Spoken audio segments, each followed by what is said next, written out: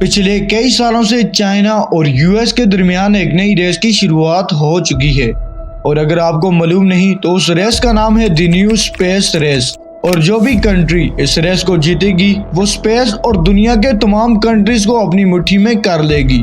आज यूएस और China billions of dollars इस रेस में लगा रहे हैं।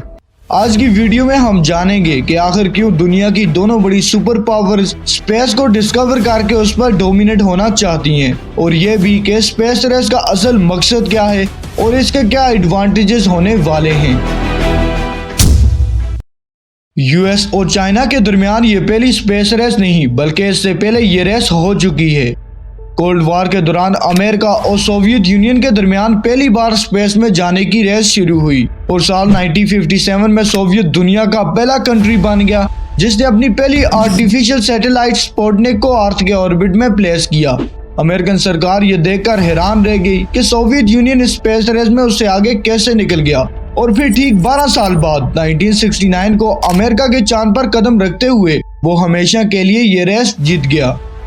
लेकिन दूसरी तरफ एक और ऐसा कंट्री था जो आहिस्ता आहिस्ता इस रेस में हिस्सा लेने की कोशिश में था और वो था चाइना। चाइना अप्रैल 1970 को सोवियत यूनियन, यूएस, फ्रांस और जापान के बाद दुनिया का 5वां बड़ा कंट्री बन गया जिसने अपनी सैटेलाइट अर्थ के ऑर्बिट में प्लेस की।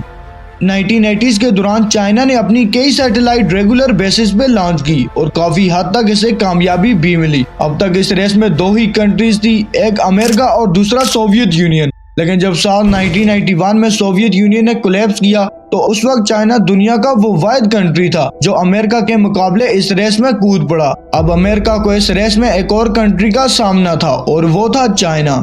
ये स्पेस रेस इसी तरह चलती रही और फिर साल 2019 आया जब चाइना ने अपने स्पेस क्राफ्ट को चांद की एक साइट पर लैंड करवाकर पूरी दुनिया और खासकर अमेरिका को हैरान कर दिया। पिछले कुछ सालों से चाइना ने स्पेस एक्सप्लोरेशन में एक सिग्निफिकेंट प्रोग्रेस हासिल कर ली है जिसमें सक्सेसफुल लॉन्चेस और स्पेस स्टेशन भी शामिल है।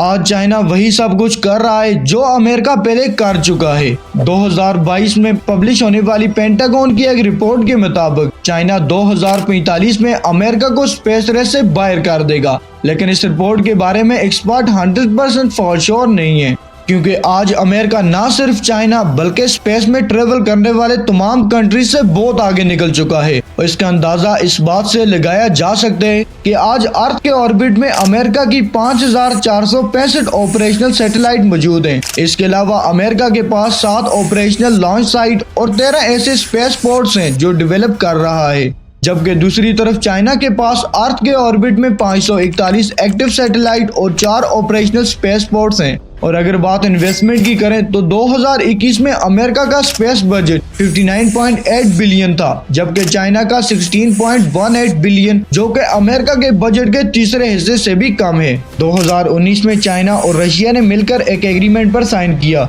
जिसका मकसद 2028 में मून लैंडिंग को मुमकिन बनाना है और दूसरी तरफ 2020 में 24 कंट्रीज ने यूएस के बनाए गए आर्टेमिस माहदे को ज्वाइन किया है जिसका मकसद 2025 तक लोगों को चांद पर लेके जाना और एक ल्यूनर स्पेस स्टेशन बनाना है। और अब बात करते हैं उन बेनिफिट्स की जिसकी वजह से ये स्पेस रेस हो रही है।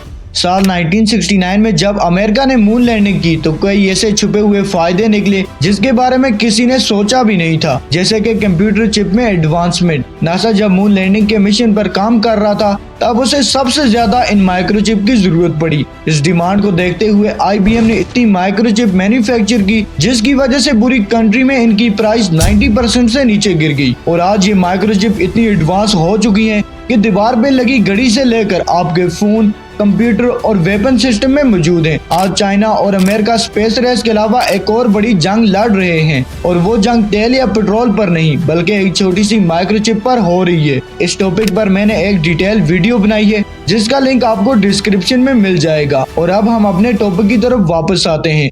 चाइना और यूएस के इस स्पेस रेस में शामिल होने से इनकी टेक्नोलॉजीज में तो एडवांसमेंट होगी ही लेकिन इनको अपना दूसरा बड़ा मकसद भी अचीव हो जाएगा जो कि नेशनल सिक्योरिटी और नेशनल प्राइड है।